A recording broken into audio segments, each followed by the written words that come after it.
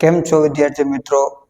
આજે આપણે એકમ કસોટીના અનુસંધાનની અંદર આપણે મળી રહ્યા છીએ કે જે તમારે એકમ કસોટી તારીખ ક્યારે છે હવે વિદ્યાર્થી મિત્રો તમારે એકમ કસોટી તો કે 26/12/2024 બરોબર. નેક્સ્ટ તમારી એકમ કસોટી આ સમય છે તેમ આપણે કહી શકાય. તો એક એકમ કસોટીની અંદર આપણે વધારે માર્ક લાવવા હોય તો જે દર વખતે તમને જૂની એકમ કસોટી મદદરૂપ થાય છે એમ આ વખતે પણ થશે વિદ્યાર્થી મિત્રો. તો આપણે જાણવી છે કે ગુજરાત માધ્યમિક અને ઉચ્ચતર માધ્યમિક શિક્ષણ બોર્ડ ગાંધીનગર દ્વારા એકમ કસોટી રજૂ કરવામાં આવે છે. જે આપણે જે ડિસેમ્બર 2023 ની ચર્ચા કરવાની છે, પણ કેના અનુસંધાનમાં જે આપણને 26 તારીખે એમાં મદદરૂપ થશે એના અનુસંધાનમાં આપણે કહી શકાય. તો આપણે આ પ્રશ્નોની ચર્ચા કરતા વિશેષ નથી, પણ આપણે હવે સીધા જ મૂળ મુદ્દા ઉપર જતા રહીશું. ગુજરાત માધ્યમિક અને ઉચ્ચતર માધ્યમિક શિક્ષણ બોર્ડ ગાંધીનગર અધ્યયન નિષ્પત્તિ આધારિત પ્રશ્ન બેંક મૂલ્યાંકન 4 ડિસેમ્બર 2023 ની છે અને વિષય છે વાણિજ્ય વ્યવસ્થા અને સંચાલન ધોરણ 12 કોમર્સ. બરોબર. તો સામાન્ય પ્રવાહ માટે આ લાગુ પડે છે. હવે મથાળું તો તમે જાણો છો, પ્રશ્ન કેટલા ગુણના પૂછાવાના છે, કયો કયો વિભાગ આવવાનો છે એના વિશે તમે સરળ રીતે જાણો છો વિદ્યાર્થી મિત્રો. તો આપણે વિશેષ એની ચર્ચા નથી કરતા, ખાસ અભ્યાસક્રમની આપણે ચર્ચા કરી લેવી. આપણે જે 26 તારીખે પૂછાવાની છે 26/12/2024, હવે તેનો અભ્યાસક્રમ શું છે તો કે પ્રકરણ નંબર 8, પ્રકરણ નંબર 9 અને પ્રકરણ નંબર 10. તો આપણે 26 તારીખે પણ એ જ છે 8, 9 અને 10. આ જ પ્રકરણ સેમ પણ આપણે એ જ સમયગાળાની અંદર હતા, તો એ જ પ્રકરણ આપણી આવનારી એકમ કસોટીમાં પણ છે. એટલે આ આપણી એકમ કસોટી આપણા માટે વધુ મહત્વની બને છે. પ્રશ્નપત્રનું માળખું તમે જાણો છો એટલે આપણે એની વિશેષ ચર્ચા કરતા નથી. બરોબર વિદ્યાર્થી મિત્રો. હવે આપણે સીધા જ વિકલ્પની અંદર પહોંચી જશું. જે વિભાગ એ તમને 5 ગુણનો પૂછાવાનો છે. તો સ્વાધ્યાયના પ્રશ્નો અને આ જૂની એકમ કસોટીમાં પૂછાયેલા પ્રશ્નો તમે તૈયાર કરી નાખશો તો મોટા ભાગના MCQ એમાંથી આવી જશે. તો વિદ્યાર્થી મિત્રો તો તમને એમાં 5 માંથી 5 ગુણ મળી જશે. તો આપણે પ્રશ્નની ચર્ચા કરશું. સંપત્તિના મહત્તમીકરણનો અભિગમ કયા ખ્યાલ ઉપર આધારિત છે? નફાકારકતા, સામાજિક જવાબદારી, સંપત્તિના વર્તમાન મૂલ્ય અને રોકડ પ્રવાહ. તો મહત્તમીકરણનો આધાર કોના ઉપર રહેલો છે? રોકડ પ્રવાહ ઉપર તેનો આધાર રહેલો છે. તો આપણો જવાબ ડી સાચો પડશે. નાણાકીય સંચાલન કોની સાથે સંબંધ ધરાવે છે? તો નીચેમાં જે 4 ઓપ્શન આપ્યા છે એમાંથી કોની સાથે સંબંધ ધરાવે છે? નાણાં કાર્ય, નાણાં બજાર, મૂડી બજાર કે શેર બજાર. તો કે નાણાકીય સંચાલનને કોની સાથે સંબંધ છે? તો કે નાણાં કાર્ય સાથે એને સંબંધ રહેલો છે. રોકાણ અંગેના નિર્ણયો એટલે પ્રશ્નાચિહ્ન મૂકેલો છે. મૂડી પડતર, મૂડી બજેટિંગ, મૂડી માળખું કે નફાનું પુનઃ રોકાણ. તો જવાબમાં આપણે આવશે મૂડી બજેટિંગ. ચોખ્ખી કાર્યશીલ મૂડીના ખ્યાલના સંદર્ભમાં નીચેનામાંથી કયું વિધાન સાચું નથી? જો તમને કદાચ સાચું પૂછી લે તો એટલે ધ્યાન રાખજો કયો પ્રશ્ન છે. તો આમાંથી એક સાચું નથી એ આપણે ગોતવાનું છે. ચાલુ જવાબદારીઓ ઉપર ચાલુ મિલકતનો વધારો, ધંધા કે એકમની તરલતાની સ્થિતિ દર્શાવતું નથી, કાર્યશીલ મૂડી માટે યોગ્ય માપદંડ પૂરો પાડે છે, ચાલુ મિલકત જવાબદારીમાં વધારો ચોખ્ખી કાર્યશીલ મૂડીમાં વધારો કરતું નથી. તો આપણને પૂછેલું શું છે? કયું વિધાન નથી? તો જવાબમાં આપણે આવશે બી, ધંધા કે એકમની તરલતાની સ્થિતિ દર્શાવતું નથી. એ વિધાન સાચું નથી. મૂડી માળખાને કેટલા પ્રકારો છે? તો મૂડી માળખા કેટલા પ્રકારો છે? તો કે આપણે જાણવી છે 2. ડિવિડન્ડ કઈ મૂડી પર ચૂકવાય છે? ડિવિડન્ડ એટલે કે જ્યારે શેરને નફો થતો હોય ત્યારે એના ઉપર વહેંચણી એટલે કે ડિવિડન્ડ. તો એ કેના ઉપર ચૂકવાય? ભરપાઈ થયેલી મૂડી, અધિકૃત મૂડી, મંગાવેલી મૂડી કે કાર્યશીલ મૂડી. તો આપણને ખ્યાલ આવી જ ગયો છે, એનો જવાબ શું આવશે? જે ભરપાઈ થયેલી મૂડી હોય એના ઉપર જ ડિવિડન્ડ ચૂકવાતું હોય છે. કાયમી મૂડીના સંદર્ભમાં કયું વિધાન સાચું છે? જો શું કીધું છે? કાયમી મૂડીના સંદર્ભમાં કયું વિધાન સાચું છે? 5 વર્ષ સુધી જ ધંધામાં રોકાયેલી હોય છે કાયમી મૂડી. દેવા લેણેક બેંક સિલેક્ટ વગેરે ઘટક. તરલતાનું પ્રમાણ નજીવું છે કે રોકાણ સરળતાથી પાછું ખેંચી શકાય? તો કાયમી મૂડીમાં 5 વર્ષનો સમયગાળો નથી, એનાથી વધારે છે. દેવો લેણે ઊંડી એ આવતું નથી. રોકાણ સરળતા પાછું ખેંચી શકાય છે? ના, કારણ કે લાંબા ગાળા માટે રોકાયેલું સરળતાથી ખેંચી શકાતું નથી. તો કયું વિધાન સાચું છે? તો કે તરલતાનું પ્રમાણ કેવું છે? નજીવું છે. જો નજીકનું નથી, નજીવું છે એટલે ઓછું છે એમ કહી શકાય. ચાલુ જવાબદારીઓ કરતા ચાલુ મિલકતનો વધારો એટલે શું કીધું છે? ચાલુ જવાબદારીઓ કરતા ચાલુ મિલકતનો વધારો એટલે હકારાત્મક કાર્યશીલ મૂડી, નકારાત્મક કાર્યશીલ મૂડી, સર્વર કાર્યશીલ મૂડી કે કુલ કાર્યશીલ મૂડી. તો જવાબની અંદર શું આવશે? હકારાત્મક કાર્યશીલ મૂડી. બરાબર વિદ્યાર્થી મિત્રો, 1 વર્ષ કે તેથી ઓછા સમય માટે પાકતી મુદત ધરાવતી જામીનગીરીઓના બજાર એટલે શું કીધું છે? 1 વર્ષ કે તેથી ઓછા સમય માટે પાકતી મુદત ધરાવતી જામીનગીરીઓના બજાર એટલે મૂડી બજાર, પ્રાથમિક બજાર, નાણાં બજાર કે ગૌણ બજાર. તો 1 વર્ષનો સમયગાળો હોય કયો છે? તો કે એ નાણાં બજારમાં હોય. સંગઠિત નાણાં બજારનું નિયંત્રણ કોણ કરે છે? જો કીધું છે સંગઠિત નાણાં બજારનું, એટલે આમાં ભૂલ ન કરતા. આપણે આ બેમાંથી ભૂલ થશે, કાં તો સેબી અને કાં તો રિઝર્વ બેંક ઓફ ઇન્ડિયા. કારણ કે સ્ટેટ બેંક ઓફ ઇન્ડિયા આવતું નથી, નાણાકીય સંસ્થાઓ આવતી નથી. હવે આપણને આ બે બહુ પ્રશ્ન કરશે. આમાં આપણને સેબી અને રિઝર્વ બેંકના પ્રશ્નો આપણને આવશે, એટલે એમાં ભૂલ ન કરતા ખાસ ધ્યાન રાખજો. તો એમાં શું જવાબ આવશે? તો કે રિઝર્વ બેંક ઓફ ઇન્ડિયા. કેમ? તો કે આખા નાણાં બજારના નિયંત્રણની વાત કરેલી છે, જેમાં તમામ પ્રકારની બેંકોનો પણ સમાવેશ થઈ ગયો છે, એટલે એમાં ભૂલ ન કરતા. ટ્રેઝરી બિલ ભારત સરકાર વતી કોણ બહાર પડે છે? તો ટ્રેઝરી બિલ ભારત સરકાર વતી કોણ બહાર પડે? તો આમાં તમારો જવાબ આવશે રિઝર્વ બેંક ઓફ ઇન્ડિયા. બરોબર, એ ભારત સરકાર વતી બહાર પાડે છે. કોમર્શિયલ બિલના સંદર્ભમાં કયું વિધાન ખોટું છે? બરોબર, શું પૂછ્યું છે?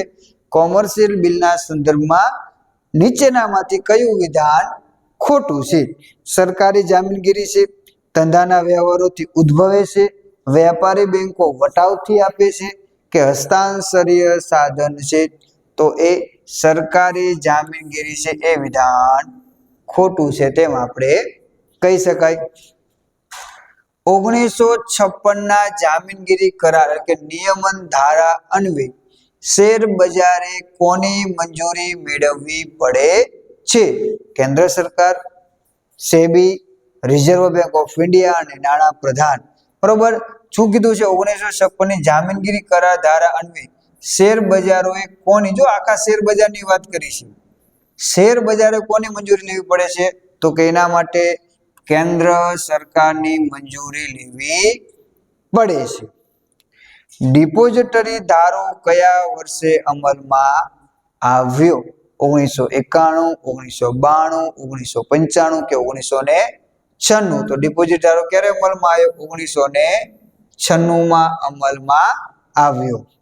ડિપોઝિટરી એક્ટ તેની કામગીરી શરૂ કરતા પહેલા કોની પાસેથી નોંધણીનું પ્રમાણપત્ર મેળવવું પડે છે? એટલે કે કોની પાસેથી નોંધણી? જો હવે ડિપોઝિટરી કામગીરી શરૂ કરતા કોની પાસેથી નોંધણી પ્રમાણપત્ર મેળવવું પડશે? નોંધણીની કામગીરી છે, નિયમનનું કામગીરી છે, તો એ આવશે સેબી. બરોબર, ધ્યાન રાખજો, ભૂલ ન થાય. સેબી, રિઝર્વ બેંક અને કેન્દ્ર સરકારના પ્રશ્નોમાં ભૂલ ન થાય. જામીનગીરીઓની ખરીદ અને વેચાણમાં કેટલા પ્રકારના ઓર્ડર હોય છે. તો એમાં કેટલા પ્રકારના ઓર્ડર હોય છે? 2 પ્રકારના ઓર્ડર હોય છે. બજારીય વિભાવનામાં કોણ કેન્દ્ર સ્થાને હોય છે? બજારીય વિભાવનામાં કોણ કેન્દ્ર સ્થાને છે? તો જવાબ છે કે બજારની અંદર ગ્રાહકને કેન્દ્ર સ્થાને માનવામાં આવે છે. જ્યારે ઉત્પાદક ગ્રાહકને સીધું વેચાણ કરતો હોય ત્યારે કેટલી સપાટી વિતરણ વ્યવસ્થા કહેવાય? એટલે કે એક બાજુ ઉત્પાદક છે અને સીધું જ કોને વેચાણ કરે છે? ગ્રાહકને. તો વચ્ચે કોઈ નથી, મધ્યસ્થી કોઈ નથી, એટલે આપણો જવાબ આવશે શૂન્ય. બરાબર. અભિવૃદ્ધિ દ્વારા શું કરવામાં આવે છે? અભિવૃદ્ધિ એટલે કે કિંમતમાં વધારો કરવામાં આવે છે, વેચાણમાં વધારો કરવામાં આવે છે, ઉત્પાદનમાં વધારો કરવામાં આવે છે કે રૂપરંગમાં ફેરફાર કરવામાં આવે છે? તો અભિવૃદ્ધિનું કાર્ય છે વેચાણમાં વધારો કરવામાં આવે છે. વધુ પડતા જાહેરાત ખર્ચને કારણે શું થાય છે? એટલે કે વધુ પડતું જાહેરાત કરવામાં આવે તો શું થાય? તો કે પેદાશની કિંમતમાં વધારો થાય, પેદાશ વધુ આકર્ષક બને છે, પેદાશ વધુ ગુણવત્તાવાળી બને છે કે પેદાશ બધે જ પ્રાપ્ય થાય છે? તો જાહેરાતના કારણે, વધુ પડતી જાહેરાત કરો તેના કારણે શું થાય? પેદાશની કિંમતમાં વધારો થાય તેમ આપણે કહી શકાય. તો આ હતા વિદ્યાર્થી મિત્રો આપણા 20 MCQ, જેમાંથી કેટલા પૂછાવાના છે? તો કે 5 પૂછાવાના છે. તો 20 MCQ તૈયાર કરી નાખો તો આપણને 5 પ્રશ્નો આમાંથી જ મળી રહેશે એવું આપણે આવનારી એટલે કે જે 2 દિવસ પછી જે આપણી એકમ કસોટી છે એમાં પૂછાવાની સંભાવના રહે. હવે એક એક ગુણના પ્રશ્નોની પણ આપણે ઝડપથી ચર્ચા કરી લઈશું. સંપત્તિના મહત્તમીકરણનો હેતુ બીજા કયા નામે ઓળખાય? તો કે ચોખ્ખા વર્તમાન મૂલ્યના નામે ઓળખવામાં આવે છે. મૂડી માળખું શાનું બનેલું છે? તો કે માલિકીની મૂડી અને દેવાનું મિશ્રણ, તો એ મૂડી માળખું છે તેમ કહી શકાય. શેર હોલ્ડરોને ડિવિડન્ડ કયા સ્વરૂપે ચૂકવાય છે? ડિવિડન્ડ કાં તો ચેક સ્વરૂપે કાં તો રોકડ સ્વરૂપે ચૂકવવામાં આવે છે. જામીનગીરી બહાર પાડવાનો ખર્ચ પ્રમાણમાં ઓછો હોય છે. કઈ જામીનગીરી બહાર પાડવામાં ખર્ચ ઓછો હોય છે? કે શેર કે ડિબેન્ચર, બોન્ડ, એ જામીનગીરી કહેવાય. તો ડિબેન્ચર બહાર પાડવાનો ખર્ચ કેવો હોય છે? ઓછો હોય તેમ આપણે કહી શકાય. નાણાં બજારના સાધનોની પાકતી મુદત કેટલા સમય માટેની હોય છે? તો નાણાં બજારની પાકતી મુદત કેટલી હોય? તો કે વધુમાં વધુ 1 વર્ષ અથવા તો એનાથી ઓછો સમયગાળો, 1 વર્ષ કે તેથી ઓછો સમયગાળો એ નાણાં બજારના સાધનની પાકતી મુદત છે તેમ કહી શકાય. ટ્રેઝરી બિલ કઈ કિંમતે બહાર પાડવામાં આવે છે? વટાવથી. વટાવથી એટલે શું? તો કે દાખલા તરીકે કોઈ વસ્તુની કિંમત 25,000 રૂપિયા છે તો એ 23,000 માં બહાર પાડે જામીનગીરી અને તમને કેટલા મળશે? 25,000. તો એ વટાવથી થયા. મૂળ કિંમત કરતા નીચી કિંમતે જે જામીનગીરી બહાર પાડવામાં આવે તો એને વટાવ કહેવાય. તો ટ્રેઝરી બિલ આ રીતે વટાવથી બહાર પાડવામાં આવે છે. મુંબઈ શેર બજારની સ્થાપના ક્યારે થઈ? તો કે 9 જુલાઈ 1875. ક્યારે? મુંબઈ શેર બજારની. જામીનગીરીઓની ખરીદ અને વેચાણની પ્રક્રિયામાં કરાર નોંધ એટલે શું? એટલે કે જ્યારે ગ્રાહક દ્વારા ઓર્ડર આપવામાં આવે છે ત્યારે મધ્યસ્થી દ્વારા ઓર્ડર સ્વીકારવામાં આવે છે, એ ઓર્ડર વેચવામાં આવે છે. એટલે ખરીદ અને વેચાણની જે જામીનગીરીના જે સોદાઓ થાય છે એ સોદાઓની જે નોંધ થતી હોય તો એને કરાર નોંધ તરીકે ઓળખવામાં આવે છે, જે 2 દિવસની અંદર ગ્રાહકને મોકલી આપવામાં આવે છે. સેબી એટલે કે security and exchange board of India કયા વર્ષે અસ્તિત્વમાં આવી? તો કે 30 જાન્યુઆરી 1992 માં અસ્તિત્વમાં આવી. ભારતમાં શેર બજારોનું નિયમન કોના દ્વારા થાય છે? શેર બજારનું નિયમન કોણ કરે છે? સેબી કરે છે અથવા તો જામીનગીરી કરાર ધારા અથવા તો નિયમન દ્વારા કરવામાં આવે છે. સેબીની મુખ્ય ઓફિસ કયા શહેરમાં આવેલી છે? તો એ મુંબઈની અંદર આવેલી છે. હમણાં જ આપણે વાત કરી સેબીનું પૂરું નામ, તો કે security and exchange board of India. બજાર પ્રક્રિયા એટલે શું? તો કે જે વસ્તુ ઉત્પાદક દ્વારા ઉત્પન્ન કરવામાં આવે છે તે માલ કે સામાનનો પ્રવાહ ગ્રાહક સુધી તરફ લઈ જવું, તો એને આપણે બજાર પ્રક્રિયા કહી શકાય. બજાર સંશોધનનો એટલે શું? તો કે ગ્રાહકને જે વસ્તુ પસંદગી છે, ગ્રાહકને જે વસ્તુ ગમે છે, એટલે કે જેમાં અભિરુચિ છે, એના વિશેનું સંશોધન કરવાનું અને આવનારા સમયમાં એને અનુરૂપ ઉત્પાદન કરીને વેચાણ કરવું એ બજાર સંશોધન છે તેમ કહી શકાય. બ્રાન્ડિંગ એટલે શું? તો કે કોઈ પણ વસ્તુ ઉપર જે નિશાની, સિમ્બોલ, સંજ્ઞા, ચિત્ર આ જે છે તો એ હરીફ કંપની કરતા એને અલગ પાડવા માટે આ ચોક્કસ નિશાનીનો જે ઉપયોગ કરે છે તો એને બ્રાન્ડ તરીકે ઓળખવામાં આવે છે. કિંમત એટલે શું? તો કે વસ્તુનું આર્થિક મૂલ્ય જે નાણાંના સ્વરૂપમાં વ્યક્ત કરવામાં આવે છે. વિતરણ વ્યવસ્થા કોને કહે છે? તૈયાર માલ ગ્રાહક સુધી પહોંચાડવા માટેની જે પણ વ્યવસ્થા કરવામાં આવે છે એને વિતરણ વ્યવસ્થા કહી શકાય. અભિવૃદ્ધિ મિશ્રણમાં કોનો સમાવેશ થાય? તેમાં 4 બાબતોનો સમાવેશ થાય. જાહેરાત દ્વારા, વ્યક્તિગત વેચાણ, વેચાણ વૃદ્ધિ અને પ્રસિદ્ધિનો ઉપયોગ કરવામાં આવે છે. વેચાણ વૃદ્ધિ એટલે શું? તો કે ટૂંકા ગાળાની અંદર ગ્રાહકને એ વસ્તુ ખરીદી કરવા માટે પ્રોત્સાહિત કરવાની પ્રક્રિયા એટલે વેચાણ વૃદ્ધિ. એમાં તમને કોઈ વસ્તુ ભેટ આપવામાં આવે છે, એક સાથે એક વસ્તુ ફ્રી આપવામાં આવે છે, આ બધાનો ઉપયોગ આ વેચાણ વૃદ્ધિમાં થાય છે. જ્યાં સેલ સેલ સેલ એ જોવું એ વેચાણ વૃદ્ધિનો એક ભાગ છે કે જ્યાં સેલ નામ પડે એટલે ત્યાં લોકો ડોટ મૂકે છે. પ્રસિદ્ધિનો અર્થ એટલે કે આ એક એવી વસ્તુ છે, દાખલા તરીકે તમે સોશિયલ મીડિયાનો ઉપયોગ કરો છો તો કોઈ વ્યક્તિએ એવો તેલનો ઉપયોગ કર્યો તો તમને ગ્રાહક બતાવવામાં આવે કે મેં આ તેલનો ઉપયોગ કરેલો છે, મને બહુ ફાયદો થયો, મારા વાળ ઉગી ગયા. તો આ જે છે ને પ્રસિદ્ધિ કરાવવાનો પ્રયત્ન છે. જે બિન વ્યક્તિગત માહિતી સંચાર છે જેમાં કોઈ ચૂકવણી, જાહેરાતની અંદર શું હોય? તો કે જાહેરાતની અંદર તો ચૂકવણી કરવાની હોય, પૈસા આપીને ઓલો જાહેરાત કરે, કચ્છ નહીં દેખા તો કુછ નહીં દેખા. અમિતાભ બચ્ચન જાહેરાત કરવા મફત આવતો નથી, એ ગુજરાત સરકાર પાસેથી પૈસા લે છે. પણ આપણે પ્રવાસીઓ, વિદેશી પ્રવાસીઓ ભારતની અંદર આવે, ગુજરાતની અંદર આવે, ગુજરાતનું સ્થળ જોવે અને એ પોતે વખાણ કરે ગુજરાતના, તો એ પ્રસિદ્ધિનો ખ્યાલ કહેવાય કે કોઈ જાતની ચૂકવણી કર્યા વગર એને જે વસ્તુ સારી લાગે છે એ વસ્તુની જાણકારી બીજાને આપવી, તો એ પ્રસિદ્ધિ તરીકે ઓળખવામાં આવે છે. તો વિદ્યાર્થી મિત્રો, આપણા હતા આ એકી ગુણના પ્રશ્નો. વિભાગ સી ના પ્રશ્નો તમે જોઈ લો વિદ્યાર્થી મિત્રો કેવા પૂછાણા હતા, એટલે તમને ખ્યાલ આવી શકે છે કે આવનાર સમયમાં તમને કેવા પૂછાશે. માલિકીના મહત્તમ આર્થિક કલ્યાણનો હેતુ એટલે શું? રોકાણ અંગેના નિર્ણયને અસરતા પરિબળો કોઈ પણ 4. મૂડી માળખું એ માલિકીની મૂડી અને દેવાનું મિશ્રણ છે. કાર્યશીલ મૂડી એટલે ધંધામાં ચક્રકારે ફરતી મૂડી. ઉત્પાદન ચક્ર એટલે શું? લેબલિંગનો કોઈ પણ 2 ઉપયોગો એટલે કે કાર્યો જણાવો. માલનો સંગ્રહ શા માટે કરવામાં આવે છે? માર્કેટિંગ મિશ્ર એટલે શું? તેમાં શેનો સમાવેશ થાય છે? બ્રાન્ડિંગની કોઈ પણ 2 લાક્ષણિકતા જણાવો. બજાર પ્રક્રિયા સંચાલનની પેદાશ વિભાવના સમજાવો. તો એના આધારે તમે જોઈ શકો છો વિભાગ ડી ના પ્રશ્નો. તમે સ્ક્રીનશોટ લેવો હોય તો લઈ શકો છો વિદ્યાર્થી મિત્રો, કે જેથી કરીને તમને ખ્યાલ આવે કે આ કેવા કેવા પ્રશ્નો પૂછાયેલા છે 3 ગુણની અંદર, તો એ તમને પૂછાઈ શકે છે. અને ત્યારબાદ વિદ્યાર્થી મિત્રો છે વિભાગ ઈ.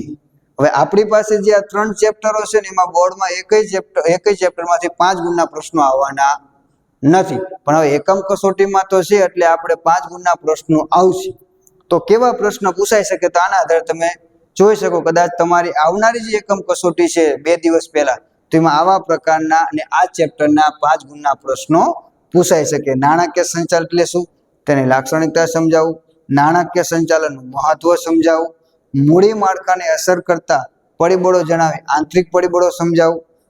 કાર્યશીલ મૂડીને અસર કરતા પરિબળો સમજાવો. તફાવત કાયમી મૂડી અને કાર્યશીલ મૂડી એમાંથી કોઈ પણ 5. તો આવા પ્રશ્નો તમને 5 ગુણના પૂછાઈ શકે છે. તો વિદ્યાર્થી મિત્રો, તમારી પરીક્ષા માટે તમને અત્યારથી બેસ્ટ ઓફ લક. સારી મહેનત કરો અને સારું પરિણામ લાવો. Thank you.